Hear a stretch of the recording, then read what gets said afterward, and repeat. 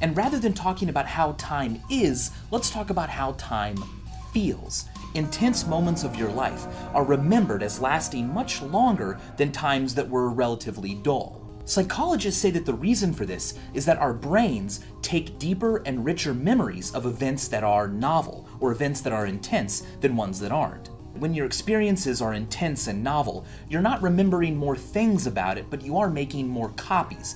Rather than just making normal memories, during stress, the amygdala gets involved and also remembers things. And many people believe that is why intense moments are remembered as lasting longer. This phenomenon becomes quite mind-blowing on a macro scale. Think of it this way. When you are a 1-year-old baby, 1 year represents 100% of your life. But when you turn 2 years old, that second year was only half your life.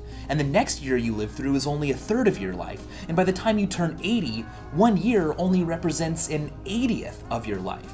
Those percentages are important because they may explain why your childhood feels like it took so long, but as you get older, the years seem to fly by. You have more novel experiences when you're young. You first learn a language, you first see your mother, you first learn to walk, you have your first kiss. These are all deeply and richly remembered by your brain, and so later on, it feels as if they took longer to happen. Now here's what's really mind-blowing. Let's look at a graphical representation of the percentage of your life that each successive year is. The first year is 100%.